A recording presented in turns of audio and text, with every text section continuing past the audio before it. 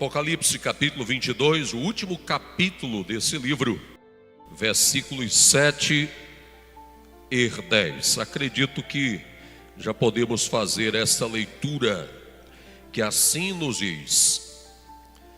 São palavras do Senhor Jesus Cristo.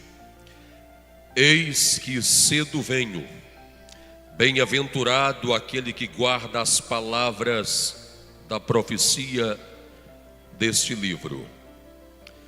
Disse-me: não seles as palavras da profecia deste livro, porque próximo está o tempo. De acordo com o texto que temos lido, texto sagrado, o seu contexto evoca uma alerta, uma convocação para a percepção desta realidade do final dos tempos, da vinda iminente do Senhor Jesus Cristo. Uma vinda repentina e também imprevisível. Há uma espécie de um grito, de um clamor, de uma convocação de Deus para nós, como que um alerta para esta realidade, como se Ele nos dissesse nesta noite para o seu povo, a sua igreja: olhe, repare, dê atenção a isso o que?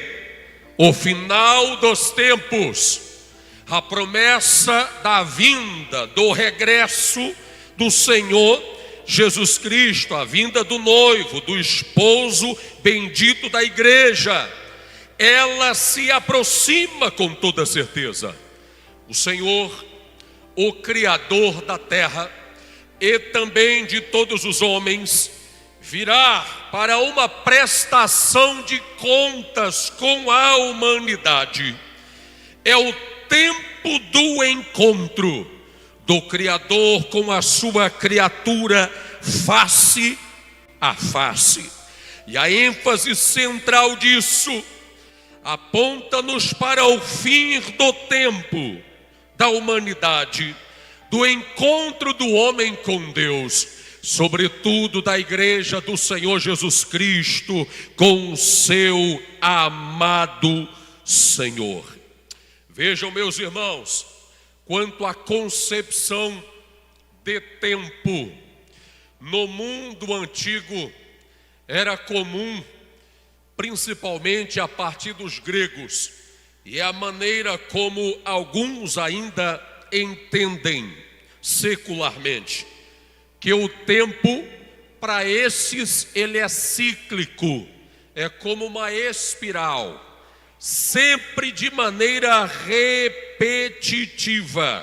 Se acredita, dentro dessa perspectiva do tempo cíclico ou espiral, que a vida ela tem um fim, mas o tempo jamais terá um fim.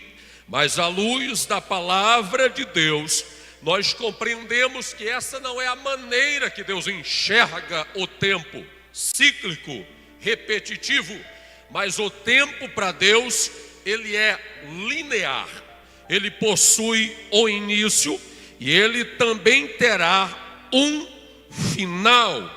Para a Bíblia haverá o final do tempo, mas jamais o final da vida, porque quando se encerrar qualquer possibilidade de vida biológica aqui na terra, Deus então trará para os seus servos, para a sua igreja, a vida eterna no céu de glória. Por isso que nós cremos desta maneira. Deus, Ele é o Senhor do tempo, e o tempo nada mais é do que o palco aonde se desenrola, se desenvolve todos os propósitos de Deus. Para nós, os salvos, a nossa maneira de lidar com o tempo podemos afirmar da seguinte forma: quanto ao passado, para o crente, ele não deve lhe causar nenhum receio, nenhum sentimento de medo, porque Cristo já removeu a nossa culpa e nos diz a sua palavra que agora nós somos novas criaturas.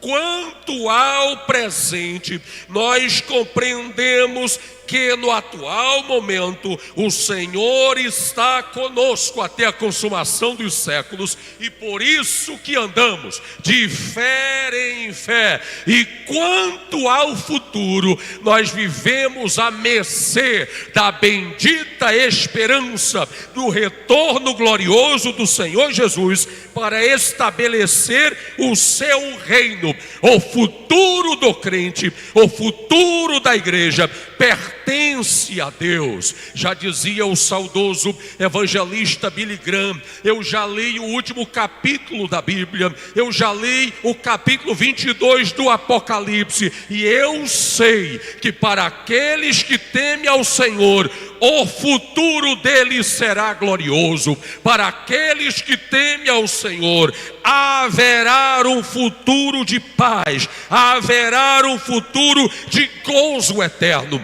Quantos são igreja e creem nesta promessa bendita? Se você puder, levante a sua mão e manifeste glória e aleluia nesta noite por isso, ao nome do Senhor. Aleluia. O mundo, como nós conhecemos, terá um fim. E até a ciência, ela já afirma isso. Não é uma questão de se ou que isso não vai acontecer, mas de quando isso será. Porque o mundo vai mesmo acabar. E a própria ciência afirma que o mundo já acabou para aproximadamente 99% das espécies existentes desde o princípio dele. A Terra, nesse momento, ela é como uma pessoa idosa, com uma expectativa de vida de aproximadamente 80 anos, e ela já está caminhando para um pouco mais de 70 anos. Logo, ela está caminhando a terra, o mundo, para o seu final. Como será esse final? Qual o plano de Deus, o que diz respeito ao final dos tempos, da terra, do mundo? E à luz da palavra de Deus, eu quero vos falar um pouco sobre isso.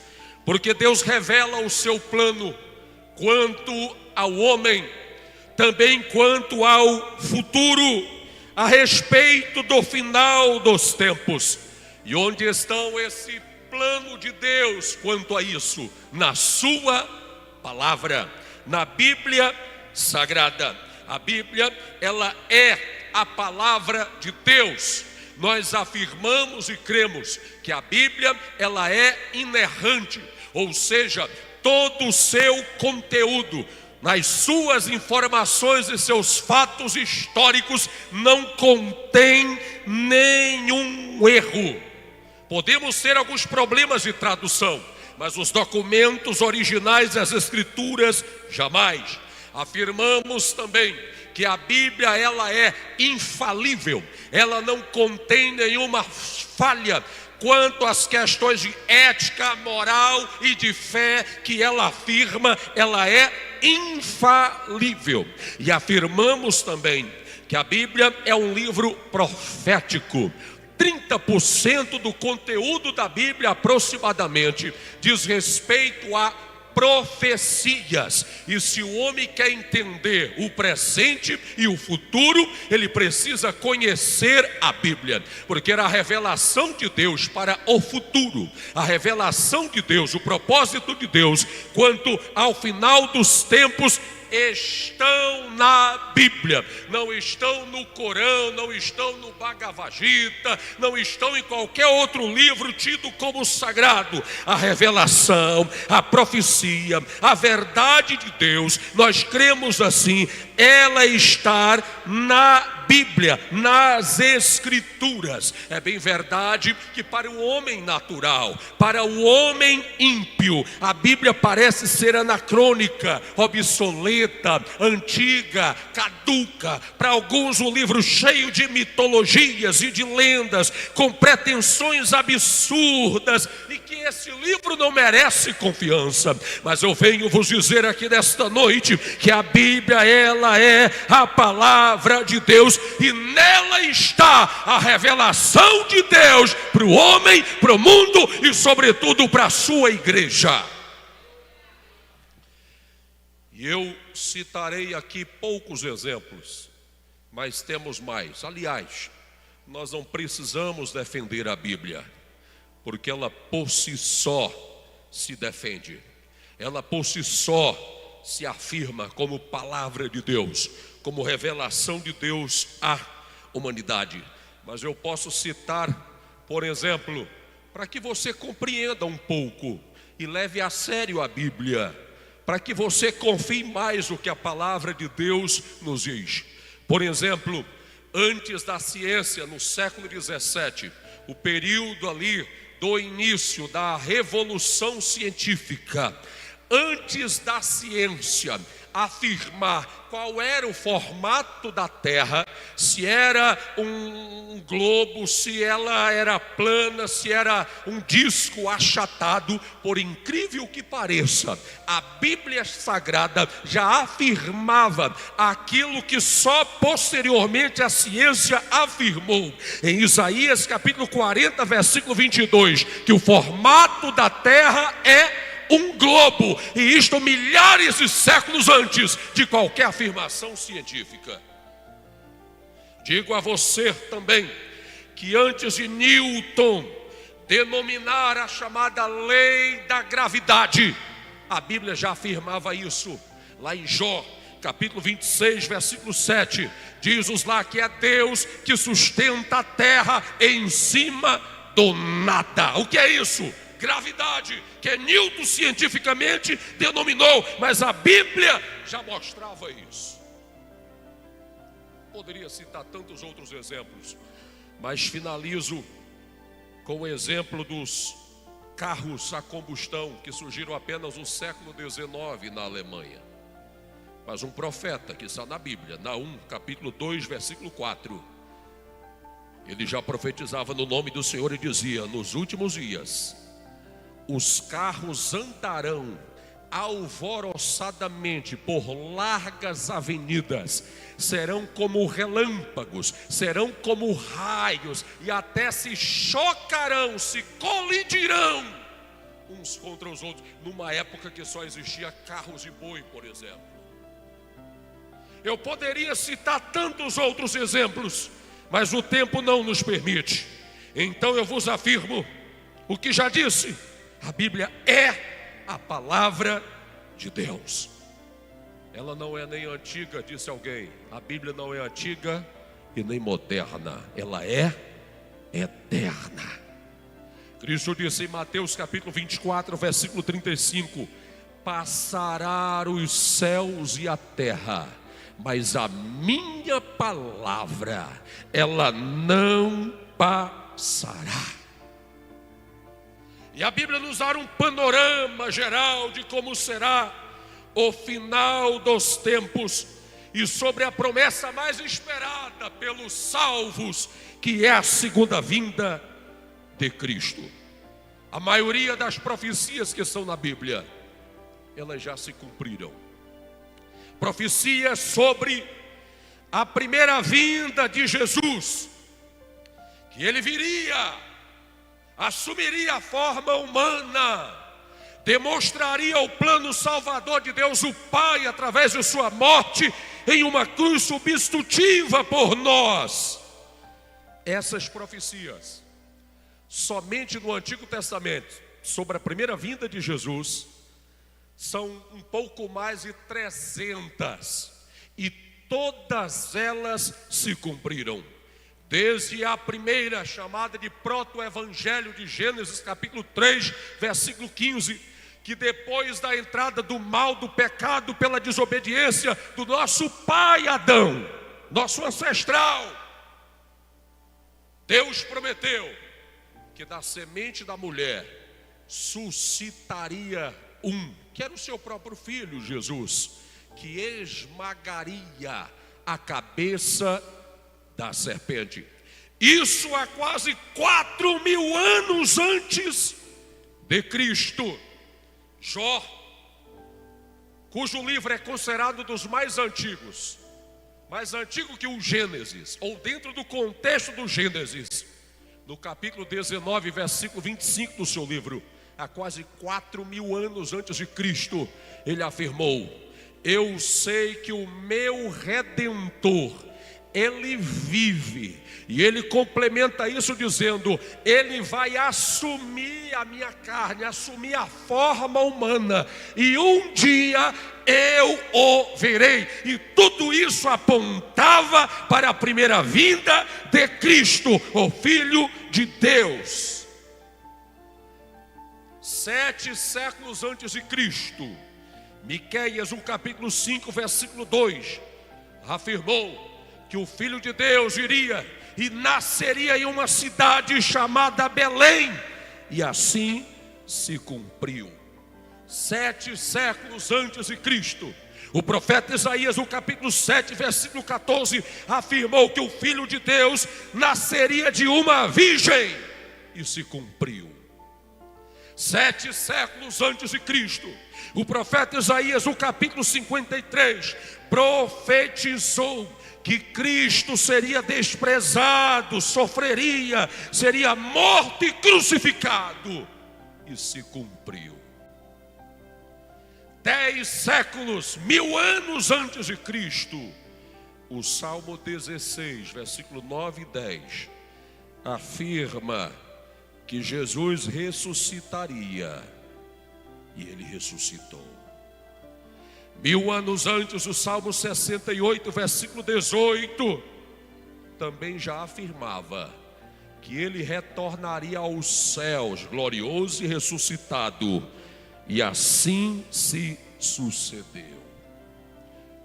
Vos digo que todas essas profecias já se cumpriram. São bastante profecias, mas eu quero vos afirmar aqui nessa noite que ainda está faltando se cumprir uma das maiores profecias de Deus para a terra, para o ser humano, que diz respeito à vinda, o arrebatamento. Deus que vai tirar, arrebatar os justos, os salvos pelo seu Filho Jesus Cristo aqui dessa terra. É esta promessa que nós estamos aguardando o seu pleno cumprimento. Há uma expressão bastante comum em nosso meio que diz: o melhor de Deus está por vir. Às vezes nós usamos esta frase no sentido de questões pessoais, realizações pessoais, mas sabemos que o melhor de Deus já veio, foi a primeira vinda de Cristo. E se tem algo melhor ainda para vir, é a segunda vinda de Cristo, antes da destruição total do mundo. É a vinda do Senhor em glória para arrebatar o seu povo. A vinda de Cristo, ela é predita na Bíblia 1845 vezes. Para você ter uma ideia, quase 2000 vezes a Bíblia afirma que Jesus virá, ele voltará. Só no Novo Testamento são cerca de 318 vezes.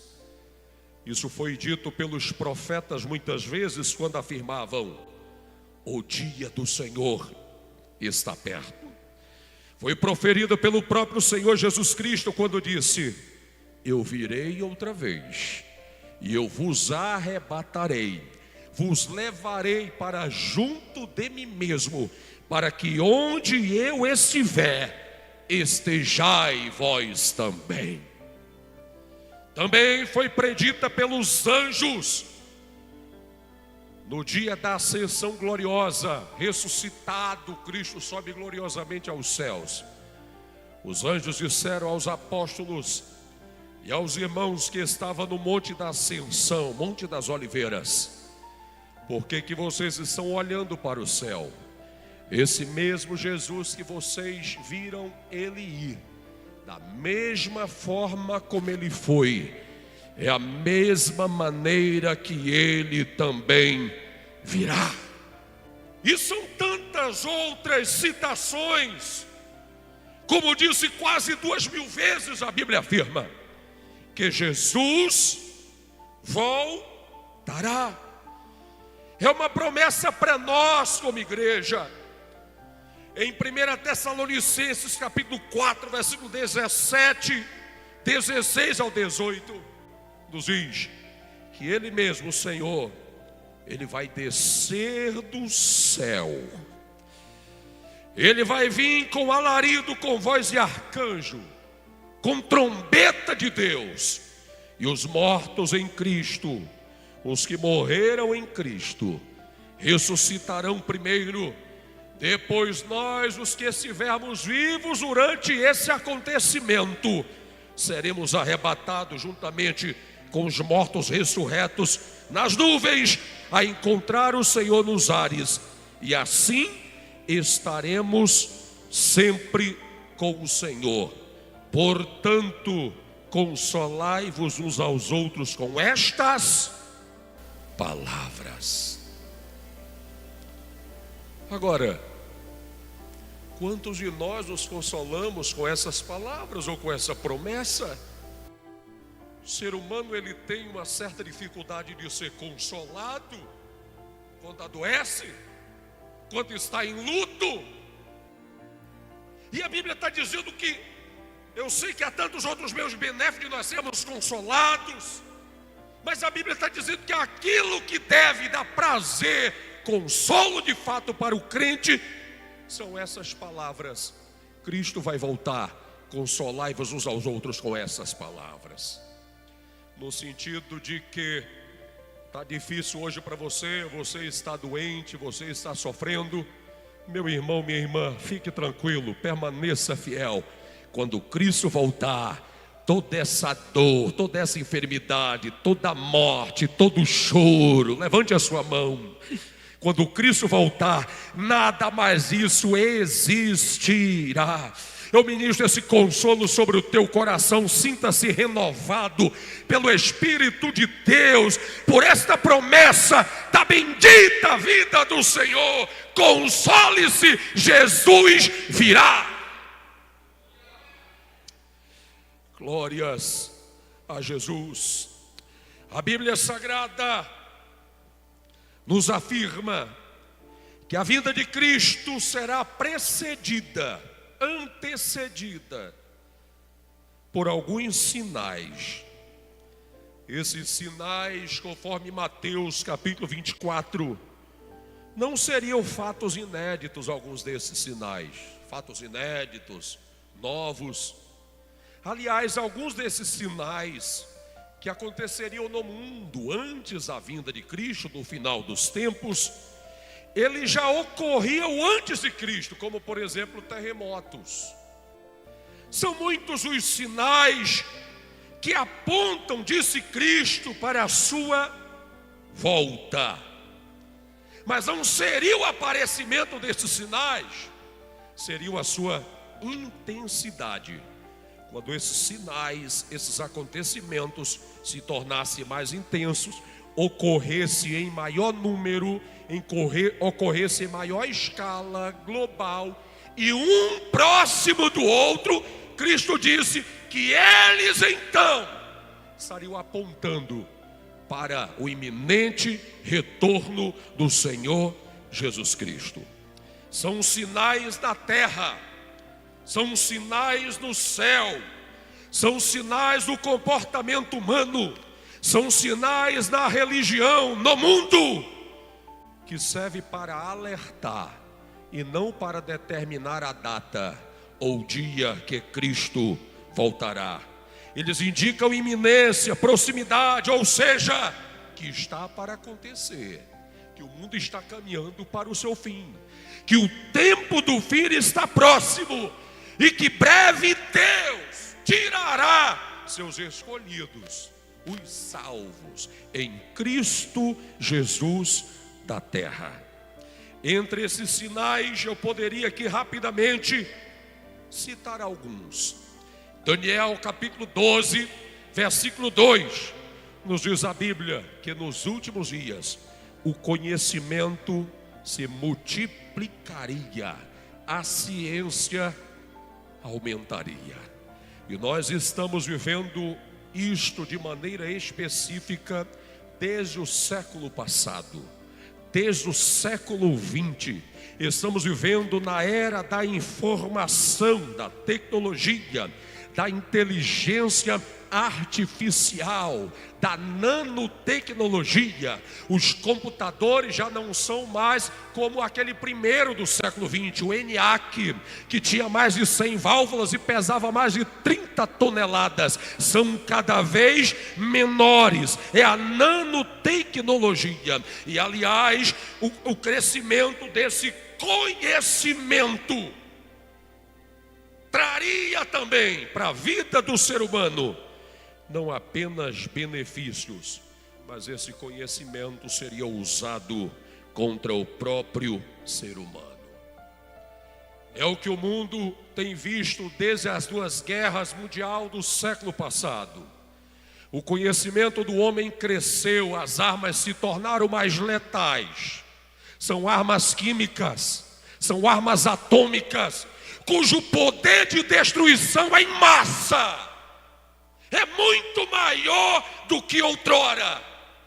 Conhecimento que é investido em redes sociais, que de uma certa forma nada mais são do que um sistema de manipulação, de testes sociais, um sistema de controle, um sistema de interferência, de ruptura contra estruturas sempre existentes à sociedade. Mateus capítulo 24, nos disse Cristo que um dos sinais seriam falsos messias, falsos profetas, falsas religiões, religiosidades. Outro sinal: guerras, discórdia internacional. E porventura, não é isso que nós estamos vivendo agora? Desde o ano passado, há uma guerra entre dois países, Rússia e Ucrânia, e milhares de vidas estão sendo ceifadas, mas que lamentavelmente a nossa mídia ocidental nem sempre tem interesse em vincular a verdade disso. Ontem iniciou-se uma guerra sem precedentes, conforme afirmam os especialistas, entre palestinos, através de um grupo terrorista chamado Hamas. Aliás, Hamas no hebraico significa violência. Em Gênesis 6, lá no início do mundo, Deus já via que naquela época a terra estava cheia de Hamas, estava cheia de violência. Inclusive hoje, o outro grupo na região norte, o Hezbollah, também ameaçou atacar Israel, com o apoio da Síria e do Líbano, e o Hamas com o apoio da Palestina, da Cisjordânia e do Irã. De repente, nós estamos prestes a viver um dos momentos jamais vividos pela história ou encontrados, narrados na história da humanidade. Outro sinal: a fome. Já são 8 bilhões de seres humanos que habitam a terra. É um alto contingente populacional. Thomas Malthus já dizia que chegaria um tempo que não haveria comida, alimentação e água disponível para todas as pessoas na terra. E lamentavelmente nós já estamos vivendo este tempo de fome, miséria, de carestia, do aumento da cesta básica. E lamentavelmente isso tende a se intensificar. Disse Cristo: haveriam terremotos, catástrofes, descontroles climáticos, inundações, secas. E porventura, não é isso que também estamos experimentando? Você tem acompanhado os jornais, você viu como que está o Sul, Santa Catarina, Itajaí, Rio Grande do Sul? Estão alagados. Veja que contraste desolador. Nós aqui da região norte, a Amazônia, local fértil, abundante, estamos enfrentando uma terrível seca, que até os animais aquáticos não estão suportando. Disse Cristo: haveria perseguição aos cristãos, martírios, cristãos seriam perseguidos e até mortos. E isso tem acontecido aos milhares, principalmente no Oriente. Só que a nossa mídia, a grande mídia, ela não reproduz essa informação, porque não lhe interessa. Nós também nesse país, como cristãos e defensores da palavra de Deus, já estamos sofrendo cerceamento, de alguma forma. E isso tende a se acirrar. Não será difícil daqui uns tempos, e digo pouco tempo, vocês verem na mídia pastores sendo algemados, conduzidos a tribunais. Isso pode acontecer como ocorreu com a igreja nascente lá em Atos.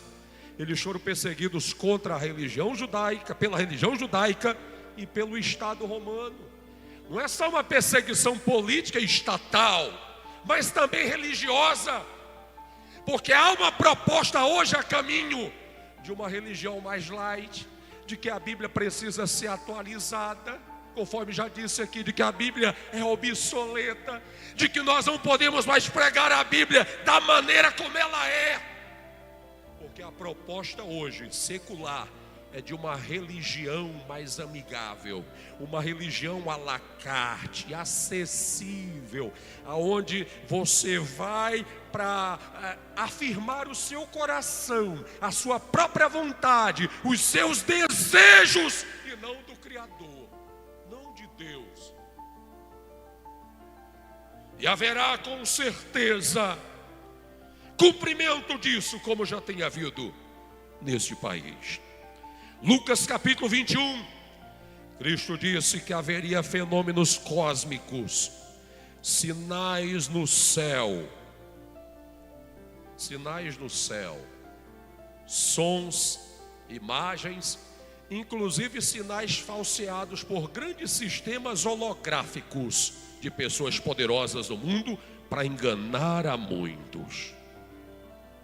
Eclipse, que aliás está previsto um para esse mês, que será possível ser visto aqui de nossa cidade. Só que parece que essas coisas se tornaram tão normais, tão corriqueiras para nós, e nós nos esquecemos que se tratam de sinais que são intensos, em grande escala, no mundo inteiro.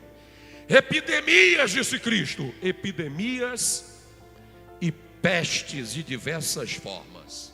Ora, basta nos lembrar da Covid, que ceifou a vida de 6 milhões. E que a mídia, na verdade, não está registrando os males, as sequelas causadas pela Covid, e de repente, até por medicamentos e tratamento contra a Covid, o quanto isso não poderá desencadear de pestes, de males sobre a face da terra, e tantas outras epidemias, pandemias que poderão se instaurar entre a humanidade. Também fala aos irmãos, diz-nos a palavra de Deus, que haveriam sinais do comportamento dos homens. Você pode ver isso em 2 Timóteo capítulo 3. Paulo disse que nos últimos dias seria dias ou tempos difíceis, seriam tempos trabalhosos. E esse termo trabalhoso ali que Paulo coloca no grego, sentido de tempos selvagens, tempos intolerantes, é isso que ele quer nos dizer. Tempos selvagens, tempos intolerantes, tempos insuportáveis. E ele nos diz: os homens serão amantes de si mesmos, egoístas, hedonistas, materialistas. Diz que seriam desobedientes a pais e mães, os filhos. Porventura nós estamos vivendo isso hoje? Cristo disse que os filhos se levantariam contra os pais e os pais contra os filhos. Vocês não lembram-se da vinculação em um canal importante desse país? No Dia dos Pais, o que ela vinculou, claro que há suas ressalvas, mas ali há uma ideologia muito clara, que ataca uma estrutura constituída pela sociedade, de pai e de mãe. Mas que diz a Bíblia que nesses últimos dias, os filhos seriam rebeldes, se revoltariam contra seus pais, contra as suas mães. Os homens, diz Paulo, 2 Timóteo 3, seriam sem afeto natural, sem amor, cruéis, sem sensibilidade, a ponto de matar por ninharia. E não é isso que os senhores estão vendo? Você já observou o modus operandi, as facções do poder paralelo, por exemplo, agora que executou 3 médicos lá no Rio de Janeiro? É pior do que a execução de um animal. Eu particularmente já assisti alguns vídeos de execução de facções. Eu não recomendo a você ver a maneira como eles assim, a sangue frio, no tribunal do crime executa aqueles que outrora lhe foram comparsas. Parece que não tem nenhum afeto, nunca tiveram uma mãe, um pai. São esses tempos que nós estamos vivendo. Tempo, diz-nos aqui, em que os homens não teriam amor para com os bons. Para com os bons. Não teriam amor para com aqueles que defendem a vida, para com aqueles que defendem a família. Aonde se escolhe tipo de vida, até em Marte se gasta quintilhões, mas que não se valoriza a vida humana. Que o Homo sapiens na sua grande realização do século 21 vai na Lua, envia equipamentos a Marte, gasta bilhões para ir no profundo dos oceanos, mas que está cada vez mais desafetuoso, insensível quanto os bons valores, sem amor para com os bons. E Paulo diz que nos últimos dias os homens seriam mais amigos dos deleites, dos prazeres, do que amigo de Deus. Amariam mais aquilo que dá prazer, que me faz bem, que me agrada, do que os princípios estabelecidos por Deus. Tudo isso, amada igreja, meu irmão, minha irmã, só nos mostra uma coisa: que nós estamos vivendo o final dos tempos, que o Senhor Jesus Cristo está prestes a despontar no céu em glória, para arrebatar os seus escolhidos, os salvos em Cristo. Está para se manifestar o maior fenômeno, a maior profecia que a Bíblia trata, que é sobre o arrebatamento da igreja. onde Cristo vai raptar, tirar os seus escolhidos da terra, a verdadeira igreja da terra. E isso está chegando. Tem um pregador norte-americano batista, Paul Washer, que ele diz assim: em cada leito de um hospital em que alguém se convalesce, em cada UTI em que alguém dá os seus últimos suspiros ou vegeta em aparelhos, em cada velório, em cada enterro, Deus só quer nos dizer uma coisa: nos preparemos para este dia, o dia do encontro com Ele, porque Ele está chegando. Ele virá e Ele não tardará. Por isso que a volta, a vinda de Jesus é uma mensagem de alerta, mas também de encorajamento. Uma pregação como esta é uma mensagem de alerta para aqueles que ainda não creem em Cristo, para aqueles que estão vivendo alheio às verdades de Cristo. Alerta no sentido de: voltem-se para Ele, arrependa-se dos seus pecados e recebam Cristo como Senhor e Salvador. Mas esta mensagem sobre a vinda de Jesus é também de encorajamento e fortalecimento para aqueles que já receberam Cristo, para aqueles que já são salvos, para que perseverem, para que sejam fortalecidos e encorajados cada vez mais a dizer: Maranata, ora vem, Senhor Jesus. E eu já estou partindo para o término, mas direi aqui 2 pontos ainda. A vinda de Jesus será sucedida, ou seja, depois da vinda de Jesus, terríveis juízos e sofrimento virão sobre a terra e sobre seus habitantes, inimagináveis. Judas, versículo 14 e 15. Enoque, o 7º homem depois de Adão, há quase 4.000 anos antes de Cristo, já dizia ele: o Senhor virá com os seus santos, e o Senhor virá para fazer juízo e condenar a todos os ímpios.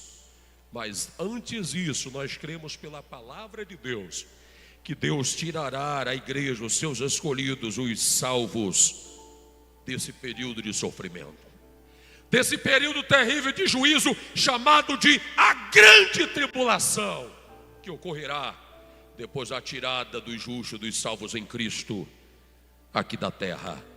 Sobre esse período, diz a Bíblia em Marcos 13, versículo 19, são palavras de Jesus: porque há quem pense que o inferno é aqui, que não tem maior sofrimento do que esse que nós estamos enfrentando. Não, senhores, Cristo disse que ainda virá um período, Marcos 13, 19, porque naqueles dias haverá uma aflição como nunca houve no mundo, uma aflição tal qual, como nunca ocorreu desde o início do mundo até agora. Apocalipse capítulo 12, versículo 12, ratifica isso. Apocalipse 12, 12 diz: porque eu disse que nesse período dos salvos a igreja terá sido arrebatada. E Apocalipse 12, 12 diz: alegrai-vos céus, façam festa os céus e todos aqueles que habitam nos céus. A igreja já arrebatada nesse período. Mas aí o versículo completa dizendo: ai dos moradores da terra e do mar, porque o diabo desceu até vós e tem grande ira, sabendo que tem pouco tempo. Então compreendemos que o príncipe do mundo espiritual da maldade, ele ainda não está reinando no mundo, senhores. Está parcialmente através dos seus agentes. Agora o maior, o chefe, a terra vai sofrer quando ele vier. Apocalipse capítulo 6, versículo 16, nos diz que o sofrimento será tão terrível que os homens buscarão se esconder e dirão: montes caiam sobre nós, porque nós não suportamos a glória, o juízo daquele que veio para julgar sobre nós. Os homens procurarão a morte, diz a Bíblia, naqueles dias, e não encontrarão. Esses tormentos, esses juízos, esses sofrimentos, a grande tribulação, aumentarão, se intensificarão cada vez mais. Mas os escolhidos e os salvos em Cristo não estarão mais aqui. A igreja já estará no tribunal de Cristo, sendo galardoado, recompensado por seus bons frutos, suas obras, tudo que fizeram no nome de Cristo. E depois serão levados à sala do banquete, às bodas do Cordeiro. E lá nós estaremos reunidos com Abraão, Isaque, Jacó, com todos os salvos, sendo recebido pelo próprio Senhor Jesus Cristo, que dirá: bem-vindo, bendito, eleito, seja bem-vindo ao reino do teu Pai, ao que foi preparado para ti desde a fundação do mundo. Por isso cremos, à luz da palavra de Deus, que Deus preservará a sua igreja desse tempo final. Assim como Deus tirou Ló de Sodoma e Gomorra por ser um homem justo antes da destruição daquelas impiedades, Deus também tirará os seus salvos desta terra antes da destruição do mundo. Assim como Deus destruiu o mundo antigo da impiedade com o dilúvio, mas preparou a arca e preservou Noé e sua família, Deus também preparará para a sua igreja uma arca celestial e nos levará então ao seu reino. Assim como o povo de Israel foi poupado das 10 pragas do Egito e passou o Mar Vermelho, tendo suas águas sido abertas, e passaram em direção a Canaã, e o mar recuou e se fechou sobre os ímpios, assim também Deus levará a sua igreja, os seus escolhidos, a Canaã celestial, e trará pragas e fechará o mar sobre esse mundo com duros juízos. Ele nos diz a sua palavra, Apocalipse capítulo 3, versículo 10, é para nós os salvos. Como você guardou a minha palavra, como você guardou a palavra da minha paciência, eu também te guardarei desse momento. Eu te guardarei da maior tribulação, da maior aflição que há de vir sobre todo o mundo. E Paulo diz em 1 Tessalonicenses 1,10, que é Cristo quem nos livra desta ira vindoura. É só Cristo que pode livrar o homem. Somente Cristo pode livrar o homem, você, da grande tribulação. Somente Cristo pode nos livrar da ira futura e do sofrimento eterno. Eu digo isso aos senhores com muito respeito, e aceitem o que eu vou dizer, porque é bíblico. Tudo isso, esse sofrimento, esse juízo, isso não é para ti. Deus não trará isso sobre o mundo para ti. Deus trará isso para o diabo e os seus anjos e todos os ímpios, mas não é para a igreja, não é para você. Isso é bíblico. O inferno não é para você, não é para a tua casa, é para o diabo e os seus anjos. A Bíblia Sagrada nos afirma isso. O que Deus tem para ti é o céu. O céu é o teu lugar. Oh, glórias a Jesus. Você pode levantar a sua mão e dizer isso, meu irmão, com toda a convicção. Pastor, mas eu ainda nem tomei uma decisão. Mas você tomará daqui a pouco, em nome de Jesus. Diga assim: o céu é o meu lugar. Olhe com muito carinho para o irmão que está ao seu lado e diga assim: o céu foi feito para ti. Diga para ele. Diga: olha, a perdição, o juízo, esse sofrimento não foi feito para ti não. O céu é o teu lugar e ele foi feito para ti. Aleluia. Jesus voltará.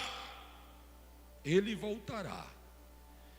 E nem o diabo impedirá. O diabo sabe, porque já foi pré-estabelecido, que o tempo dele é curto. Porque ele sabe que o Filho do Homem, o Filho de Deus, ele retornará à terra.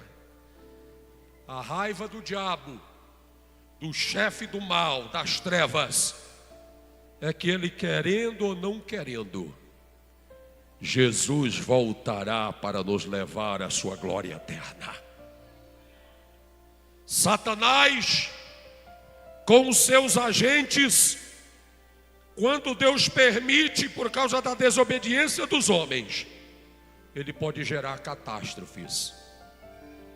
Ele pode provocar grandes desastres aéreos, grandes, terríveis acidentes, eventos trágicos. Só que o arrebatamento da igreja, a ida da igreja dos salvos ao céu, Satanás nunca poderá impedir. Houve um saudoso irmão, ele teve um sonho, e nesse sonho, ele via como que uma espécie de uma reunião entre agentes malignos. E naquela reunião, um daqueles príncipes malignos estava dizendo assim: o grande está para voltar. Nós precisamos matar. E ele dizia: matem os desviados o quanto antes, para que eles não tenham chance de voltar. Derrubem os jovens nas igrejas com tentações. Joguem crente, obreiros uns contra os outros. Façam tudo o que for possível, porque o grande está para voltar. Só que nesta noite nós não aceitamos isso, porque o que nós vamos proclamar aqui é que nós vamos subir. Você crê nisso? Estejam em pé, em nome do Senhor Jesus Cristo. Diga assim: mas eu vou subir. Diga, levante a mão e diga: mas eu vou subir. Eu vou subir. O diabo pode dizer isso, o diabo pode tentar, o diabo pode querer matar familiares, os que estão distanciados, para que nunca mais volte à igreja, volte a Cristo. Mas ele vai ser envergonhado, porque o céu é nosso lugar. E nós vamos subir. Será no momento, diz a Bíblia, 1 Coríntios 15:52, no abrir e fechar de olhos, rápido, velozmente, nós seremos arrebatados e para sempre estaremos com o Senhor.